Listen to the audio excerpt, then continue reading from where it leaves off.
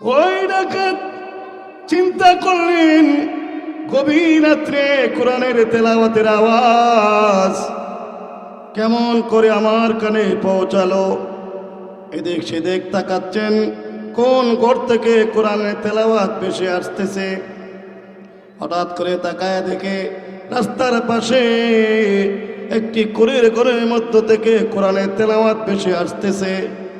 ডাকাতের সর্দার চিন্তা করলেন, যেই লোকে কোরআন তেলাওয়াত করতেছি তার তেলাওয়াত এত সুন্দর, না জানি লোকটা কেমন সুন্দর।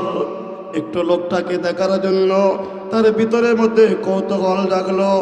ডাকাতের সর্দার যাত্রা বিরতি করলেন, ঘরের দরজার মধ্যে গিয়ে করাঘাত করলেন ঘরে ঢোকার জন্য।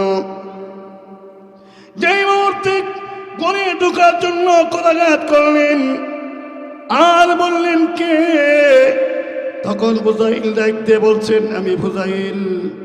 কারি সাহেব তখন ডেকে ডেকে বললেন, ওরে ফুজাইল, তুমি আমার ঘরে দরজা থেকে অন্যত্র চলে যাও, কারণ আমি তো একজন কারি সাহেব মানুষ।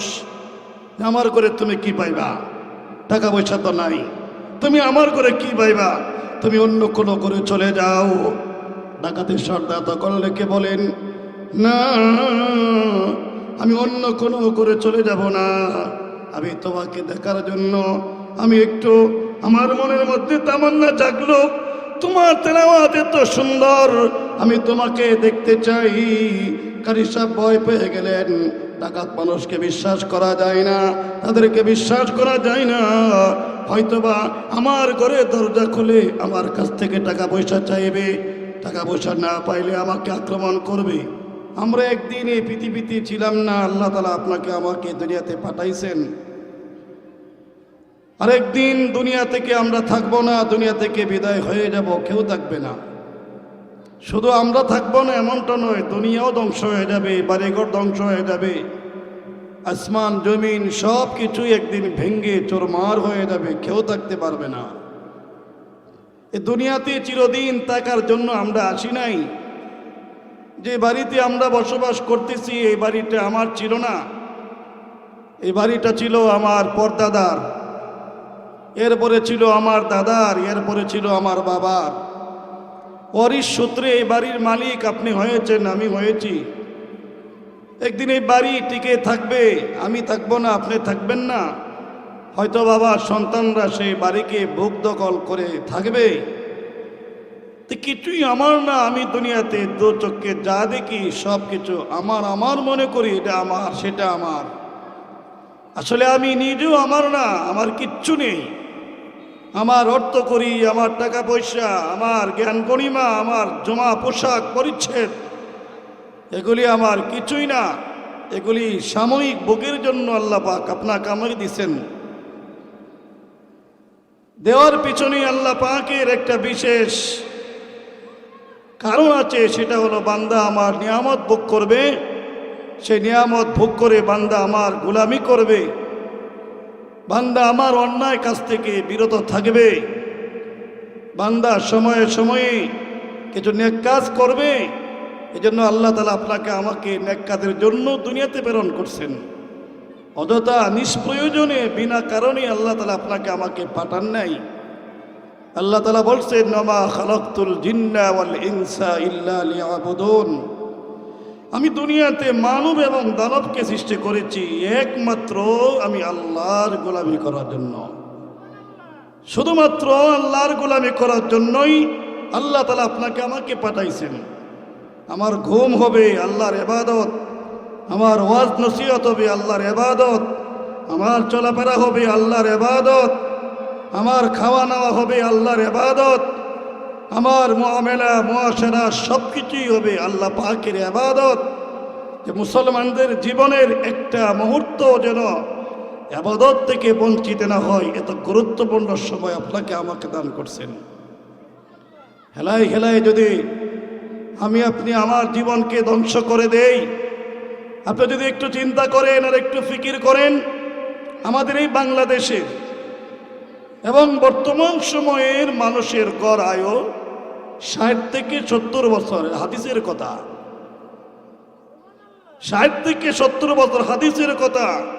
কিন্তু পূর্বের যুগের যারা উম্মত ছিলেন, আম্বিয়া কেরাম ছিলেন, তারা অনেক লম্বা সময় পাইতেন। কেউ 1000 বছর পর্যন্ত সময় পাইতেন, 100 বছর, 200 বছর, 300 বছর, 500 বছর, 100 বছর, 1000 বছর পর্যন্ত আয়াত পাইতেন। সাইয়েদিনা নূহ আলাইহিস সালাতু ওয়াস সালাম, তিনি তো 950 বছর পর্যন্ত দ্বীনের দাওয়াতের কাজেই ব্যস্ত ছিলেন। সুবহানাল্লাহ। তাহলে তারা কত ইবাদত করছেন, আর আমাদের গড় আয়ু মাত্র 60 থেকে 70 বছর। এই অল্প সময় আমি এত লম্বা আমল আমি কিভাবে করব? এই দিকে যদি আমি হিসাব করতে চাই, তাহলে দেখা যাবে আমাদের জীবনের তাদের 1/9 এক অংশ আমার হায়াত নাই, যে নেক কাজ আমি করতে পারবো। যদি কাউকে যদি মনে করেন 100 বছর দেয়, হায়াত দেয় আল্লাহ তাআলা, সেখান থেকে হিসাব করে দেখেন, 12 বছরের পূর্বে তো আপনি বালক হচ্ছেন না, 15 বছরের পূর্বে তো বালক হচ্ছেন না, তাহলে অপ্রাপ্ত বয়সের আপনার 12 বছর 14 বছর এমনিতেই আপনার জীবন থেকে চলে গেল। যদি আল্লাহ আপনাকে 60 বছর দিয়ে থাকে, সেখান থেকে যদি আপনার 12 বছর চলে যায়, তাহলে আপনার বয়স থাকে মাত্র 48 বছর। আর যদি আপনাকে 1 বছর 100 বছর দিয়ে থাকে, যদি সেখান থেকে 12 বছর এমনিই চলে যা, শিশুকাল চলে যা, হেলায় হেলায় চলে যা শিশুকাল।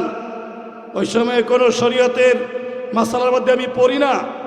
যদি আমাকে এভাবে 12 বছর চলে যায়, তাহলে আমার থাকবে মাত্র 88 বছর। সেখান থেকে যদি হিসাব করি আমি, তাহলে রাত দিন 12 ঘন্টা করে হিসাব করলে আমি কত ঘন্টা ঘুমাইতেছি, যদি এই হিসাব করে দেওয়া হয়, তাহলে দেখা যাবে আরো চলে যাবে 44 বছর বয়স। তাহলে অল্প দিনের জন্য আল্লাহ তাআলা আপনাকে আমাকে পাঠাইছেন। এই সময়গুলি উম্মতের বহু মূল্যবান, বহু দামি, বহু দামি। এই সময়কে কাজে লাগানোর জন্যই আল্লাহ তাআলা আপনাকে আমাকে দুনিয়াতে প্রেরণ করছেন, দুনিয়াতে পাঠাইছেন। এই অল্প সময়ের হায়াত যখন শেষ হয়ে যাবে, আমি আপনি তো দুনিয়া থেকে বিদায় হয়ে যাব। মৃত্যুর হাত থেকে পৃথিবীর কেউ রেহাই পাবে না। আজকে যদি পুলিশ আসামি ধরতে যাই, তাহলে হয়তো তদবির করে আপনি ছুটতে পারবেন, বড় ভাই ফোন করলে ছুটতে পারবেন, বড় মামায়ে ফোন করলে আপনি ছুটতে পারবেন, অথবা কোনো আত্মীয় লিঙ্ক থাকলে আপনি ছুটতে পারবেন। কিন্তু যেদিন আজরাইলের হাতে আমরা ধরা পড়ে যাব, সেদিন কোনো ফোনের তদবিরে কোনো কাজে আসবে না। পৃথিবীর কেউ আপনাকে বাঁচাতে পারবে না। যে মানুষগুলি আমার জন্য এত ব্যস্ত দুনিয়াতে, সে মানুষগুলি ব্যস্ত হয়ে যাবে আমাকে কবরস্থ করার জন্য। কে বলে ঠিক কিনা? আজকে যে মানুষগুলি আমার জন্য এত পাগল, যে আব্বা কোথায় আছে, বড় ভাই কোথায় আছে, বড় বোন কোথায় আছে, আপনি এখন মৃত্যুবরণ করে দেখেন যে আপনাকে যে ঘরে মৃত্যুবরণ করেছেন, সেই ঘর থেকে মুহূর্তের মধ্যে আপনাকে নিচে নামিয়ে দেওয়া হবে। যে খাট আপনি কিনেছেন, 2 লক্ষ টাকার খাট কিনেছেন, সুন্দর জাজিম কিনেছেন, সুন্দর রুম আপনি করেছেন, আরামে আয়েশে থাকার জন্য ঘর করেছেন, কিন্তু যেই মাত্র আপনার মৃত্যু হয়ে গেল, সেই ঘরে আপনাকে আর থাকতে দেবে না। এই সন্তানগুলি আনন্দবাজার চলে যাবে। কেউ আপনার জন্য বাঁশ কিনবে, কেউ আপনার জন্য সাদা কাপড় কিনবে, বাড়িতে মহিলারা আপনার জন্য গরম পানি তৈরি করবে। সকলেই ব্যস্ত হয়ে যাবে যত দ্রুত আপনাকে কবরস্থ করা যায়। কি বলেন ঠিক কিনা? এটি তো আমাদের জিন্দগি, আমার জিন্দগি এত শর্টের জিন্দগি, আমার জিন্দগি এত ক্ষণিকের জিন্দগি, যে মৃত্যুর পরে আমার জীবনের শেষ একটি জানাজার নামাজ, এর চেয়ে শর্ট নামাজ পৃথিবীতে আর কোনো নামাজ নেই। যে নামাজে রুকু নেই, নামাজে সেজদা নেই, নামাজে কেরাত নেই। কেন? কেরাত পড়লে দেরি হবে, সেজদা করলে দেরি হবে, রুকু করলে দেরি হবে। যত দ্রুত দাঁড়ার মাধ্যমেই আপনাকে 4 তাকবীর দিয়ে দুনিয়া থেকে বিদায় করে দিবে। কি বলেন, ঠিক না বেঠিক? আজকে এই দুনিয়ার জন্য আমরা আজকে মহা ব্যস্ত হয়ে পড়েছি। এই দুনিয়ার জন্য আজকে মহা ব্যস্ত হয়ে পড়েছি, কিন্তু এই দুনিয়া আমাকে আপনাকে এমনভাবেই বিদায় করবে যে মৃত্যুর পরে নামাজটা পর্যন্ত লম্বা করে পড়ার মতো সুযোগ দেওয়া হবে না। কি বলেন, ঠিক না বেঠিক? এই জন্য বলছে, আল্লাহ বলছেন কুল্লু নাফসিন যায়িকাতুল মাউত। পৃথিবীর সমস্ত মাখলুকাত একদিন না একদিন তারা মৃত্যুর স্বাদ গ্রহণ করতেই হবে। মৃত্যুর হাত থেকে কেহই রেহাই পাবে না। কি বলেন, ঠিক কিনা? এই জন্য আল্লাহ বলেন কুল্লু নাফসিন যায়িকাতুল মাউত। দুনিয়ার সমস্ত মানুষকে মৃত্যুবরণ করতে হবে, দুনিয়ার সমস্ত মাখলুকাতকে মৃত্যুবরণ করতে হবে। এই দুনিয়াতে কেউ থাকতে পারবে না। কাউকে আল্লাহ 60 বছর হায়াত দিয়েছেন, কাউকে 70 বছর হায়াত দান করেছেন। এই মৃত্যুর পরে আপনি এই কথা মনে করবেন না যে মৃত্যু হয়ে গেল, কাল কিয়ামতের কঠিন ময়দানে আমাদের কোনো জবাবদিহিতা করতে হবে না। আল্লাহ বলেন, বান্দারে তোমার প্রত্যেকটা সময়ের পুঙ্খানু হিসাব আমি আল্লাহর কাছে দিতে হবে। ঠিক না বেঠিক? করে বলেন, হিসাব দিতে হবে আল্লাহর কাছে, হাজরা দিতে হবে আল্লাহর কাছে। আল্লাহ বলছেন কাইফা তাকফুরুনা বিল্লাহ ওয়া কুনতুম আমওয়াতা ফাহিয়াকুম সুম্মা ইউমীতুকুম সুম্মা ইউহয়ীকুম সুম্মা ইলাইহি তুরজাউন। দুনিয়াতে ছিলাম না, আল্লাহ আপনাকে আমাকে পাঠাইছেন, আবার এই দুনিয়াতে চিরদিন থাকবো না, চলে যেতে হবে এবং আল্লাহর কাছে আপনাকে আমাকে চিরজীবনের হিসাব দিতে হবে। এজন্য আসুন কোরআনের মাদ্রাসার হাজির হয়েছি। যারা এদিক সেদিক এগুলো ঘোরাফেরা করতেছি, মাহফিলের মধ্যে চলে আসুন। ওলামায়ে কেরাম বয়ান করবেন, তাদের বয়ানগুলো শুনুন। সামনে আমাদের একটি বড় সিজন আসতেছে, রমজান মাস। কি মাস আসতেছে? রমজান মাস আসতেছে। এখন থেকেই ফিকির করেন, রমজানের ফিকির করেন, কোরআন তেলাওয়াতের অভ্যাস এখন থেকে বাড়িয়ে দেন।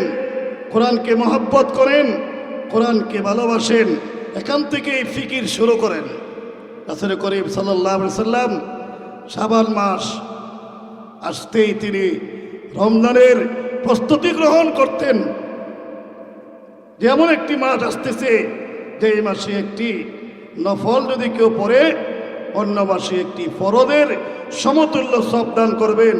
কেউ যদি একটি ফরদ আদায় করে, তাহলে একটি ফরদের সমতুল্য আল্লাহ তাআলা 70টি ফরদের সওয়াব দান করবেন। সুবহানাল্লাহ। আমলের সিজন আসতেছে, আমলের সিজন আসতেছে। যদিও আমাদের হায়াত কম, কিন্তু আমলের মধ্যে আল্লাহ তাআলা আমাদের অনেক বরকত দান করছেন, অনেক বরকত দান করছেন। হায়াতকে আমরা মূল্য দেই, সময়কে আমরা মূল্য দেই। অবসর সময় এদিক সেদিক বসে সময়কে নষ্ট না করি। যে সময়টা আমার অবসর কাটাই, অবসর সময়ে একটু আল্লাহ জিকির করি, সময়টাকে কাজে লাগাই। সুবহানাল্লাহ পড়তে পারি, আলহামদুলিল্লাহ পড়তে পারি, আল্লাহু আকবার পড়তে পারি।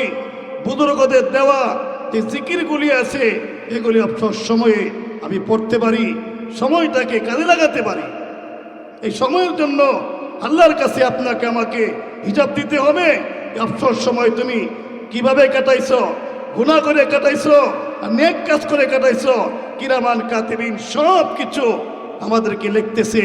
কাল কিয়ামতের কঠিন ময়দানে আল্লাহর সামনে সেদিন আমল নামাকে পেশ করা হবে। কোথায় কি করছি না করছি সব কিছু আল্লাহর সামনে আপনাকে আমাকে হিসাব দিতেই হবে। ওয়াকুল্লু ইনসানিন আলজামনাহু তায়রাহু ফি উনুকিহি ওয়া নুখরিজু লাহু ইয়াওমাল কিয়ামা কিতাবা ইয়ালকাহু মানশুরা। আল্লাহ সুবহানাহু ওয়া তাআলা বলতেছেন যে কাল কিয়ামতের কঠিন ময়দানে তোমার জীবনের সমস্ত আমলকে গলার মধ্যে ঝুলিয়ে দেওয়া হবে, ঝুলিয়ে দেওয়া হবে। আর বলা হবে, বান্দা তোমার আমল নামা তুমি পড়ো, তোমার আমল নামা তুমি পড়ো, আর তোমার পড়াই হবে তোমার জন্য যথেষ্ট।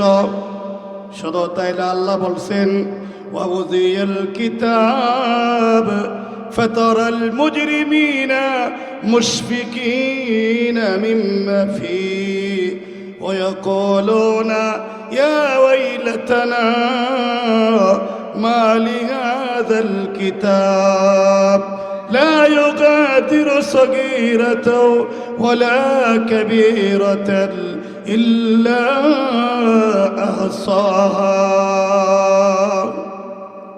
আফসোস করে বলবেন, কাল কিয়ামতের কঠিন ময়দানে যখন কিতাব পেশ করা হবে, আমলনামা পেশ করা হবে, এই আমলনামা দেখে যারা বেঈমান কাফের এবং মুশরিকিন, যারা অন্যায় করছে, যারা গুনাহ করেছে, আমলনামা দেখে তারা কাঁপতে থাকবে আর আল্লাহর কাছে বলবে, ইয়া ওয়াইলাতানা মা লিহাযাল কিতাব।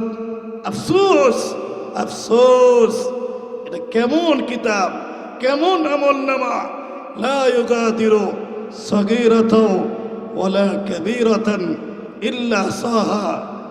দুনিয়াতে ছোট্ট কোনো আমল নেই, বড় কোনো আমল নেই, যা কিছু করছি সব লেখা আছে। ছোট্ট গুনাহ করছেন, লেখা আছে, বড় গুনাহ করছেন, এটাও লেখা আছে, সব কিছু আল্লাহ পাক লিখে রাখছেন। কোথায় যাবেন, কোথায় যাবেন? কোথাও যেতে পারবেন না।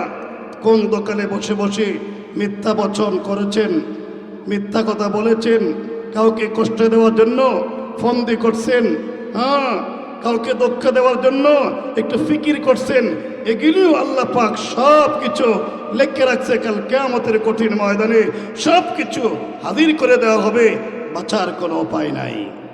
এজন্য ভাই আসুন আমরা মৃত্যুকে বেশি বেশি করে স্মরণ করি, বেশি বেশি করে কোরআন তেলাওয়াত করি, যে মানুষের অন্তরের ময়লা গুনাহ করতে করতে মানুষের অন্তর কালো হয়ে যায়। মানুষ যখন তিনটা কাজ করে, এই তিনটা কাজের বিনিময়ে আল্লাহ তাআলা সেই ময়লাকৃত অন্তরকে পরিষ্কার করে দেয়। 1 নম্বর, বেশি বেশি মরণকে স্মরণ করি। 2 নম্বর, বেশি বেশি আল্লাহর কোরআন তেলাওয়াত করি। 3 নম্বর, আল্লাহর জিকির করি।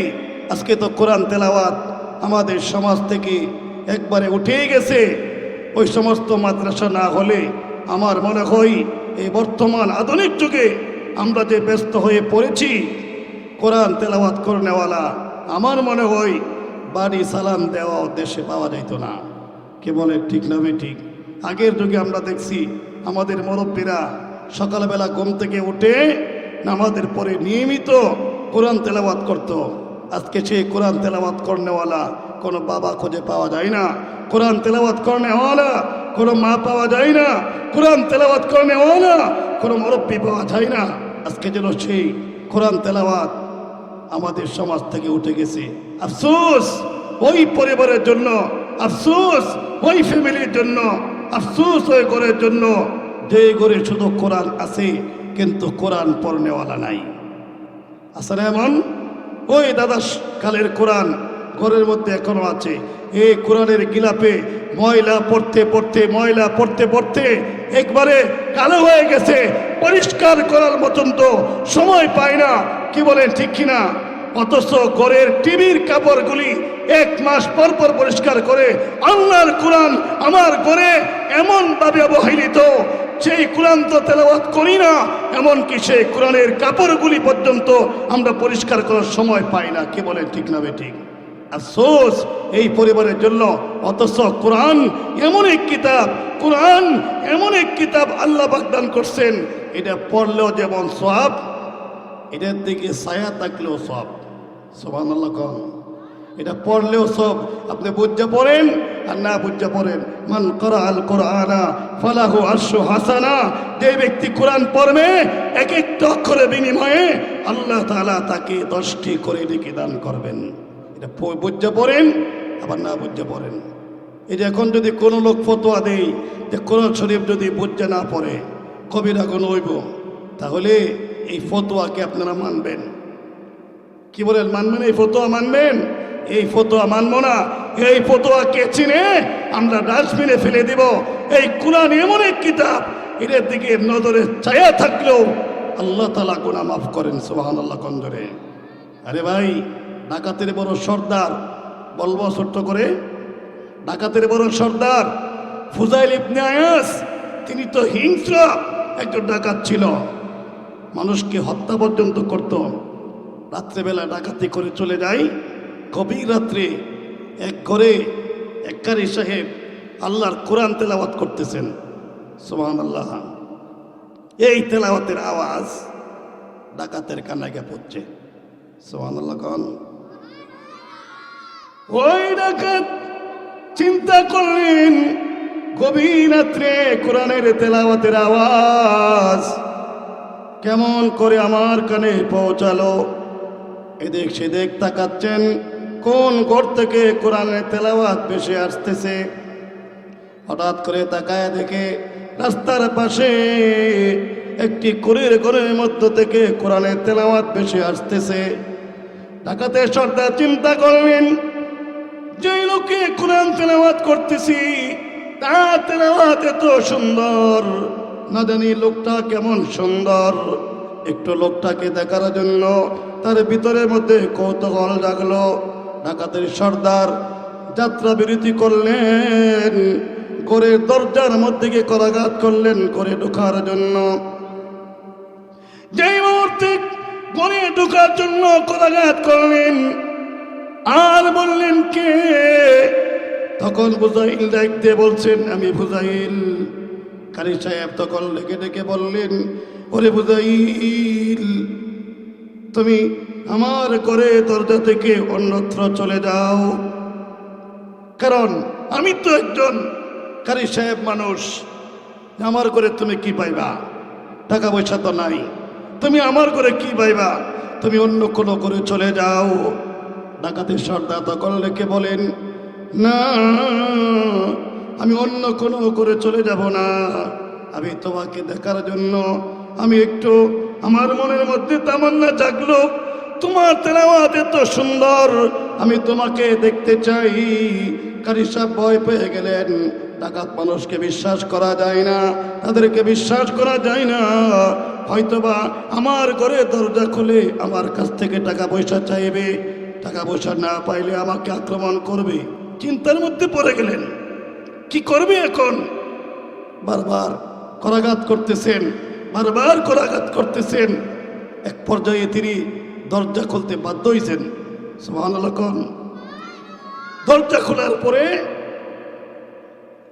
ওই ফুজাইল ডাকতে বলতেছেন, তুমি যে আগে তেলাওয়াত করছিলে, তুমি আবার তেলাওয়াত করো, আবার তেলাওয়াত করো।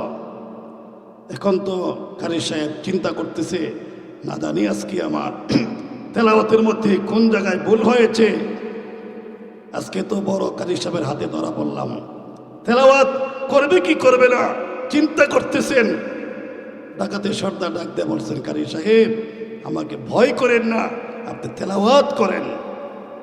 তেলাওয়াত করার সাথে সাথে ডাকাতের সর্দার ডাক দিয়ে বলছেন, আমি জীবনে যে অন্যায় করছি, যা গুনাহ করছি, আমি তওবা করলাম, আর অন্যায় করব না। তুমি আমাকে তওবা পড়ায়া দাও। সুবহানাল্লাহ। তাহলে কোরআন তো এমন কিতাব, যে কিতাব তেলাওয়াত শুনলেও দিলের মধ্যে পরিবর্তন আসে। এজন্য কোরআনকে ভালোবাসুন।